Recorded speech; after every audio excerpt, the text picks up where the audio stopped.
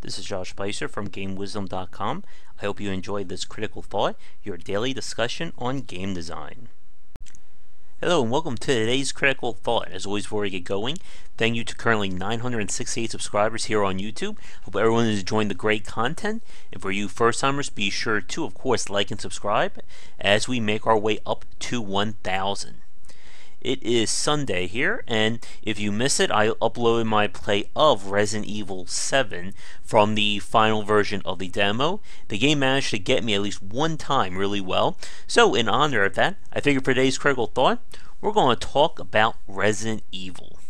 Resident Evil, along with Street Fighter 2, despite with both coming from Capcom, are some very important games and have had some major impacts on the game industry and developing games over the last, I guess we could say, well, Resident Evil 1 about 2 decades, Street Fighter a little over that.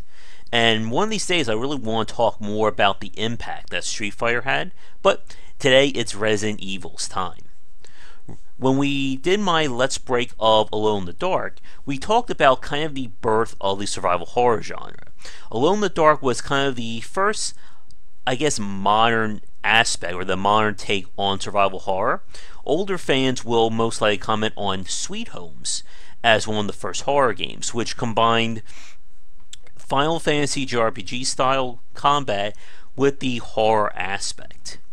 But when we talk about the game that kind of popularized or became sort of the poster child, that would be Resident Evil. Developed and I believe released in 1996. Lead designer on that was Shinji Mikami. I'm sorry if I mispronounced that name. But the original Resident Evil definitely took what Alone in the Dark did back in, I think it was like 1991, 1992, and certainly elevated to becoming essentially the blueprint for third-person games and especially survival horror from that point on. The game introduced many of the standbys that would become indicative of the genre for pretty much, I would like to say, about 8 years. We had, of course, the isometric camera system, which has certainly become a debated aspect as to its popularity. I know few people like it. I think one of the regulars who watches these videos enjoyed it back in the day, but it was mainly used as a way to get that perfect cinematic experience. As we know with older horror movies and sort of the difference between practical effects and CGI, the practical effects demanded that the movie had to be shot at the right angles, or you would basically see like the guys holding up the animatronics and stuff like that. And Resident Evil worked that same way. They wanted to get the most dramatic and the most interesting shots in order to keep people engaged and to, of course, surprise the hell out of them when the camera would shift and there would be a zombie right there. Resident Evil 1 also followed in Alone in the Dark's footsteps by taking place in a singular location, this time being the mansion. And it's one of those things I think works better for horror, when you're tied to a singular environment rather than a globe-trotting adventure. Or even just like a area-spanning adventure, like what they do in Resident Evil 2, 4, The Evil Within, etc. Because when you focus on one environment, I think it allows it to have that much more of a personality, and you can really develop the detail of the place better compared to essentially a path from, beginning to end that we see with later horror games. Resident Evil 1 also had the dual companions, or dual characters, Chris Redfield and Master of Unlocking Jill Valentine. And this kind of two different characters but two different experiences would sort of be played in and out with Resident Evil throughout the years, but it was probably seen more in Resident Evil 2, which we'll get to in a few minutes. Both Chris and Jill's paths through the mansion were relatively the same in some areas, but Chris would solve some different puzzles compared to Jill. They, of course, had different companions, and this affected just what you were able to explore and gave the game some replayability. Now, with Resident Evil, what would become sort of indicative of survival horror, and what we argued about, I think, in an earlier Critical Thought, was this idea of combining action and adventure genres. Action and the adventure genre. And the adventure genre came in with the puzzle solving and the general exploration. In the original Resident Evil, and for pretty much most of the mid-90s and the early thousands, these kinds of games were not meant to be action. You had, of course, the infamous tank-like controls, and of course, limited ammo and weapon capacities. You weren't really meant to fight every enemy, there just simply wasn't the ammo for it. And you really had to pick and choose where to basically have your battles. Now, Resident Evil 1 was remade in 2001 for the GameCube, and that version is really great for expanding on things and adding the concept of the Crimson Heads to further add a drain to your inventory and to a lighter that both characters could carry. But keeping in with the Resident Evil timeline, the next game came was Resident Evil 2, and 2, for the most part, I think until they ever do a definitive version of that, or an HD definitive version, I'm sorry, is considered to be, I think, the most popular of the classic Resident Evils. They expand the environments, the two characters, Chris Redfield and Leon Kennedy. It's hard to keep track of all the Resident Evil characters. And Claire Redfield, there we go, what was interesting about this is that you had an A side and a B side to the playthroughs. So while you had a single play of Claire and Leon, who would have different paths and different boss fights, you then had what's called the B side, which was essentially how they did it was there were times where Leon and Claire would meet and one of them would say, you go this way, I go that way. And of course you only follow your main character. What the B side was, it basically told you what the other character was doing at the same time that the first character you play as was. And this presented a much harder variant on the game. You had different environments you went to, more bosses were unlocked, and of course the introduction of the infamous Mr. X, who would become the precursor to Nemesis in Resident Evil 3. We'll talk about that in a minute.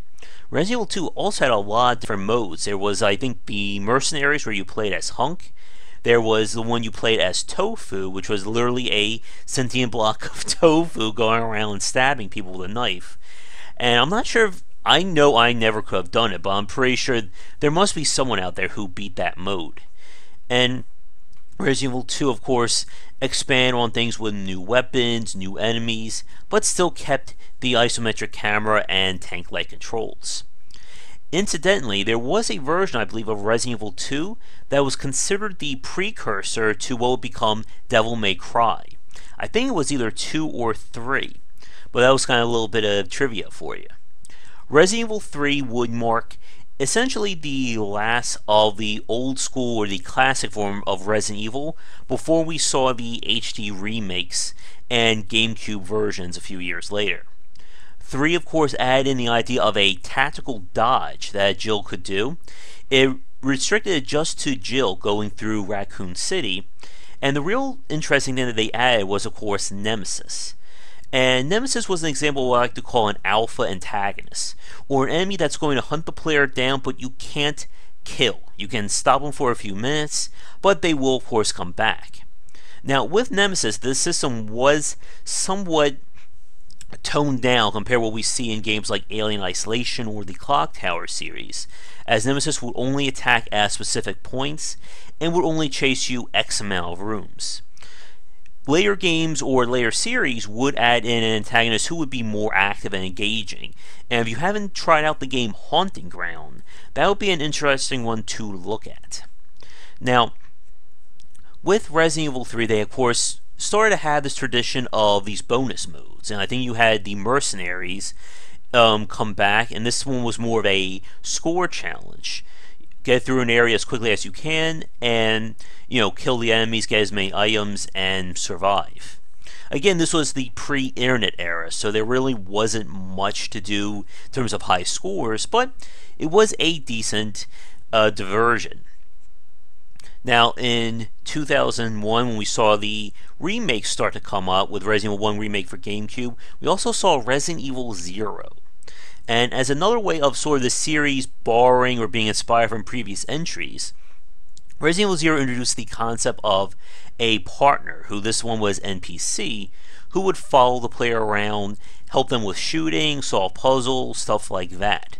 And for fans of Resident Evil, you know, of course, that this kind of system would be seen in later versions of the game, like Resident Evil 5, and I believe 6 does this as well. But we're 10 minutes in, and we haven't even gotten to the big game yet, Resident Evil 4. Resident Evil 4 really presents like the hallmark of the Resident Evil series and really a masterclass of game design. It's probably the most recognizable game and really took the series into modern audiences, and just like Resident Evil 1, it would influence games to come. From what I've heard and what I read about the story of it, Resident Evil 4 took a very long time to develop and went through numerous iterations and versions of the game, with series creator Shinji Mikami being, I think, on and off the project at different points. But Resident Evil 4 really introduced what would become action horror, which, as you remember from our previous critical thought, is when the survival horror series transitioned away from the slower pace of adventure elements like we saw with Alone in the Dark and Resident Evil 1 through 3, and embraced more of an action variety. Your character was a whole lot mobile compared to previous times. The tank-like controls were downplayed in some sense. You still were a little bit clunky, but you were given a little bit more freedom of motion. One of the major innovations of Resident Evil 4 was the over-the-shoulder camera. Instead of having a traditional camera where, unfortunately, I can't really show myself doing it, of a third-person camera where the camera is sort of behind you and looking down. You can see Demon Souls and a lot of third-person shooters as an example of that. Or first-person, where obviously you know what first-person is. The over-the-shoulder camera became indicative of Resident Evil 4 style and essentially became the trendsetter for later third-person shooters like Dead Space, Gears of War, and of course other horror games like The Evil Within. There was this one game for the PlayStation 2 who my memory is failing me. It was sort of like The Thing, but you were on, I think, an ocean liner or a barge or something like that. But the third person, the over-shoulder camera became very popular for essentially giving that cinematic experience while still providing the means of aiming.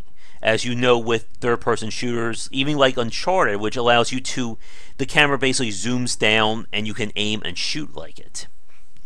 Resident Evil 4 is, I think, one of my personal favorite games and became, I think, one of the best-selling for the Resident Evil series, and of course, one of the most popular games on GameCube.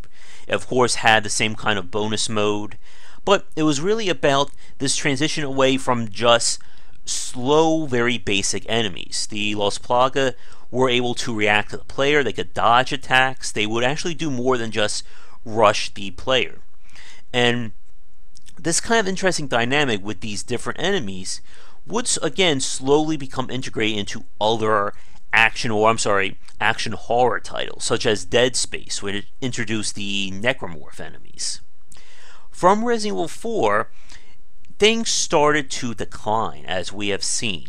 There's, of course, the side series Resident Evil Online, which I think came out before Resident Evil 4, now that I think of it, which basically took Resident Evil and added in online co-op multiplayer. The idea was interesting, but by the time I was able to get access to the internet for the PlayStation 2, the series has died. They, of course, did things, Mercenary Ops or something like that with Resident Evil from a few years ago. But in terms of its decline, we could really see that with Resident Evil 5 and 6, which focus so much on the action side of things that this is where people don't like, or where the disappointment in action horror comes in, where it's less about that kind of slow pace, you're trying to be afraid, and essentially just being more of another third-person shooter. You're running around blasting enemies, you have machine guns, shotguns. Some games give you, badass weapons like Dead Space, which gave you like a rail gun and a rocket launcher as well. Resident Evil 5 was looked at okay, despite the controversy surrounding the African environment, but we don't have the time to get into that for this critical thought. and Resident Evil 6 was considered one of the least popular. It introduced again more characters, more action, and the horror aspect was once again played down for more of the over-the-top action. Speaking of which, Resident Evil 5 of course has another infamous scene where Chris Redfield would literally punch a boulder to stop it from rolling him over. Be sure to look that up for just the insane WTF. Now, with that said, right now we are gearing up for Resident Evil 7, which once again, if you haven't heard of it, is definitely Capcom's attempt at mirroring PT and more the slower, methodical first-person shooters or first-person adventure games that we've seen on the PC. And from my time with the demo, I am definitely interested to see what they're going to do with it. If you missed it, there's been coverage of like 8 minutes of real gameplay footage, not from the demo, up on various game sites now. And it's looking like they are definitely returning to the slower, more methodical take of Resident Evil 1, but with the, of course, much added graphical benefit and some first-person combat, which you can actually see in my finishing of the Resident Evil 7 demo. Now, from what we could see or what we could get from those 8 minutes, it's looking like they're going for different types of enemies, with a few guys who are just going to be so powerful you can't really take them on head on. And I'm definitely interested to see what this is going to do for Resident Evil 7. If the demo is any indication, this is going to be Capcom's way of trying to move away from action horror, especially after the lukewarm appearances of Resident Evil 5 and 6. And of course, there's also the Resident Evil Revelations series, but I unfortunately have not played those and I can't comment directly on them. But with Resident Evil 7, actually, I believe only about a month away at this point, I'm certainly very excited to see what this means, and more importantly, what this will mean for the horror genre as a whole. As we've talked over the last 17 minutes, Resident Evil has been the trendsetter for survival horror and action horror for now actually 2 decades or 20 years. So it's definitely going to be interesting to see if developers will copy Resident Evil 7, much like how Capcom copied other first-person horror games with the series now. But we're going to wrap it up here. If you have any comments regarding Resident Evil, love or hate, be sure to leave them below. Like I said, if there's any other topics you'd like me to cover, not just relating to, of course, Resident Evil, but anything in the game industry or design, let me know as well. Once again, thank you so much for subscribing, and like I said, be sure if you're enjoying things to hit that subscribe button, as once we hit 1,000, that'll be one major milestone for the channel. Once again, I'm Josh Bycer from GameWisdom.com, where we examine the art and science of games. Be sure to check back tomorrow for more great content here and on GameWisdom.com. With that said, have a great night, and I'll see you then. Thank you so much for watching this video. If you enjoy it, be sure to like and subscribe to the channel, and of course share with your friends. It always helps out. For daily posts on all manner of game design and industry topics, check out Game-Wisdom.com. To support the site and everything that I do, be sure to check out the Patreon campaign. If we can hit goals, it will mean more content for everyone to enjoy, and I'll be able to support myself and my household. If you want to follow me, you can find me on Twitter at GWBycer for updates throughout the day and random thoughts from me. And lastly, you can find me on Twitch right over there at GWBycer for daily streams most nights around 10 Eastern. Thanks again for watching the video, and be sure to check out more great content coming to the Game Wisdom channel real soon.